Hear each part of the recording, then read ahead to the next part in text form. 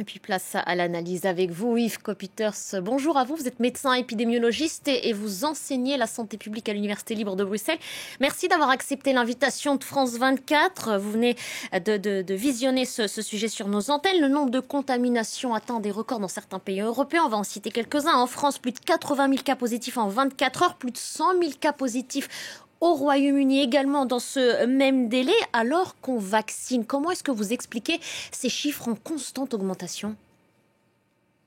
Donc, on est face à un variant Omicron qui est très contaminant, et ça, on l'a quand même compris maintenant depuis au moins 3-4 semaines, depuis en tout cas milieu du mois de novembre. Et ce variant Omicron, je dirais, se répand dans la population de façon exponentielle et dans tous les pays qui sont touchés. Et donc, c'est vrai qu'on est dans une vague d'Omicron qui est en train de casser, je dirais, la descente des 4e ou 5e vagues que les pays ont connues avec le variant Delta. Alors, bien sûr, l'inconnu, c'est quelles seront les conséquences de ce variant Omicron sur la létalité, sur les formes cliniques et bien sûr la mortalité. Et ça reste, je dirais, malheureusement encore des hypothèses, ni positives, ni absolument négatives. Mais quoi qu'il en soit, tant qu'on n'a pas ces données, on comprend que les pouvoirs publics prennent des mesures fortes, en tout cas, pour essayer de limiter ces contaminations. Et pourquoi? Juste pour terminer, parce que simplement, statistiquement, si les contaminations augmentent dans une population, il y aura toujours plus d'hospitalisation. Et ça, c'est malheureusement inévitable. Et les systèmes de santé européens ne peuvent plus se permettre, je dirais une telle poussée de leurs soins de santé. Alors, quel regard l'épidémiologiste que vous êtes, vous portez sur les récentes études, notamment britanniques, qui constatent une baisse des hospitalisations, qui présentent en tout cas ce variant comme étant moins dangereux, plus contagieux, mais moins dangereux. Les nombres de contaminations seraient réduits de 20 à 25%. Oui, tout à fait. Alors, ce sont des études préliminaires. Ce sont d'abord des études sur des petits échantillons. Ce sont des études qui ne sont pas encore publiées et révisées par des pairs. Mais quoi qu'il en soit, les résultats préliminaires montrent en effet que le risque d'hospitalisation dû au variant Omicron, donc de forme grave, est 40 ou 30-40% diminué par rapport au variant Delta. Donc ça, c'est bien sûr une bonne nouvelle, mais c'est une bonne nouvelle qui doit être encore confirmée. Alors pourquoi qu'il serait moins virulent? Parce que peut-être qu'il a des mutations qui expliquerait cela, mais quoi qu'il en soit, c'est surtout parce qu'il est dans une population qui est fortement vaccinée, ou une population européenne qui a aussi développé petit à petit une immunité naturelle au coronavirus. Donc voilà, on est quand même dans une situation particulière. De bonne vaccination, et la 3e dose a tout son sens parce qu'elle protège aussi des formes graves contre Omicron. Et voilà, et on espère qu'avec ce paramètre d'immunité vaccinale et d'immunité acquise, cette létalité moindre soit confirmée dans les jours qui viennent. Et cette fameuse immunité collective, si indispensable à la lutte contre ce virus, on n'y est toujours pas quand on sait que certains pays sur la planète sont très en retard parce que les vaccins n'y arrivent pas. Je pense notamment au continent africain, ce dispositif COVAX qui ne marche pas. Au lieu de proposer peut-être ces doses de rappel, est-ce qu'il ne faudrait pas une meilleure redistribution de ces vaccins ? Mais oui, bien sûr, vous avez tout à fait raison. Et c'est ça le grand problème. Et Omicron n'est que le reflet d'une pandémie qui n'est pas gérée de façon globale à l'échelle mondiale. Et tant qu'on ne comprend pas que cette pandémie doit être gérée partout, et c'est-à-dire qu'il faut protéger les populations fragiles, celles qui sont à risque de faire des formes graves par la vaccination, et petit à petit aussi diminuer la circulation du virus dans tous nos pays, si on ne comprend pas ça à l'échelle internationale, eh ben, des scénarios comme l'Omicron, on en aura encore par la suite, malheureusement. Donc voilà, alors c'est pas pour autant qu'on ne doit pas continuer nous à se protéger chacun dans son pays en fonction des ressources que chacun a, et donc c'est pour ça que la stratégie de la 3e dose est importante, mais cette stratégie de la 3e dose n'empêche pas, comme vous le dites, les mécanismes de solidarité et peut-être, je dirais, de partage de vaccins plus équitables. En attendant cette solidarité, vous évoquez à l'instant la nécessité de continuer de se protéger. Écoute, des restrictions annoncées tout à l'heure, on a visionné ce sujet sur les restrictions annoncées un peu partout en Europe, le port du masque qui redevient notamment obligatoire en Espagne. On va y revenir en France aussi ? Alors, je ne sais pas si on va y revenir, mais quoi qu'il en soit, les mesures du moment sont les mesures pour limiter les contacts sociaux. Ça, je pense que c'est le plus important, surtout dans ces périodes. Docteur Copiters, il n'y a pourtant pas eu de nouvelles restrictions drastiques en cette veille de Noël, alors qu'il va y avoir des rassemblements.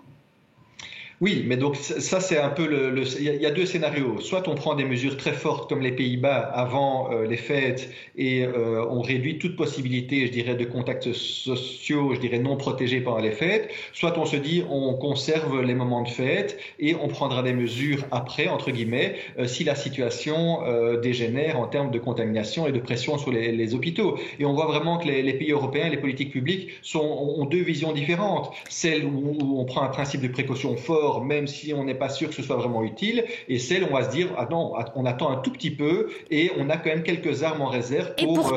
Et pourtant, on sait, docteur Kopiters, que la situation va dégénérer puisque les projections donnent quelques chiffres, 100 000 contaminations à compter de janvier prochain. Alors, elle va dégénérer sur les contaminations. Vous avez tout à fait raison. Et qu'est-ce qui va se passer et ça a été abordé en France aujourd'hui, c'est que le système va être dépassé. Alors, c'est dans le système de santé publique, qu'est-ce qui va être dépassé? C'est le système de testing, ça sûrement, puisqu'en fait, les contaminations seront tellement importantes que nos systèmes de santé n'auront pas une capacité de tester autant de personnes par jour. Et le deuxième élément qui va tomber assez vite, c'est le suivi de contact. Donc, toute cette recherche des contacts autour des personnes positives. Et ça, on a bien compris, malheureusement, en fait, que les courbes allaient à un moment donné se stabiliser, mais pas parce que l'infection se stabilise, mais simplement parce qu'on n'a pas cette capacité de testing pour bien, je dirais, mesurer la vraie réalité des contaminations. Et puis oui, en effet, alors la grosse question, c'est pas très grave fondamentalement que ça flambe au niveau des contaminations, mais quelles sont les répercussions sur le système de santé? Et c'est ça toute la question.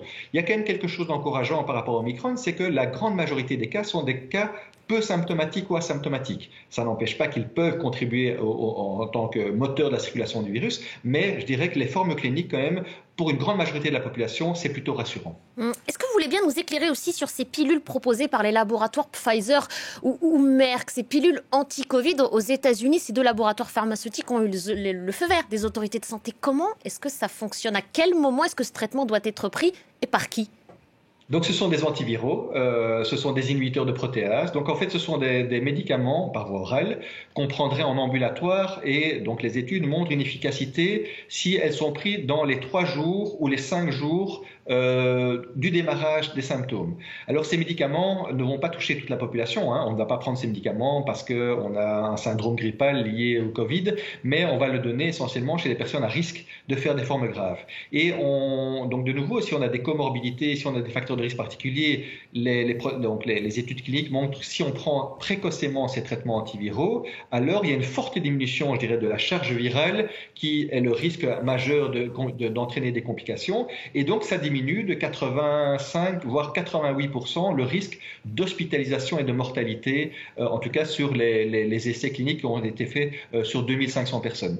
Donc voilà, alors on ne va pas crier victoire non plus, mais c'est quelque chose d'encourageant parce que cette partie du traitement en ambulatoire, c'est quand même, je dirais, le maillon faible actuellement de la prise en charge de l'ensemble, je dirais, de la problématique de ce coronavirus. Et pour rester encore une fois dans le pratique, Dr Kopiters, même les patients qui ont été vaccinés mais qui présentent de très forts symptômes, 3 à 5 jours après la contamination, peuvent aussi prétendre à ce traitement?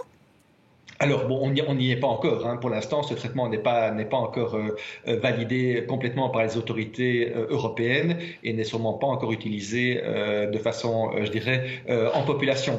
Donc ça, je ne sais pas vous dire parce que les protocoles ne se sont pas basés spécifiquement sur des vaccinés non vaccinés. Donc ça, on verra, je dirais, un peu plus tard. Mais je peux très bien imaginer que si les variants échappent petit à petit à la vaccination, comme c'est quand même un tout petit peu le cas avec Omicron, je peux tout à fait imaginer que ces médicaments servent aussi aux personnes vaccinées à risque qui auraient, je dirais, une moins bonne réponse immunitaire à un moment donné. Oui.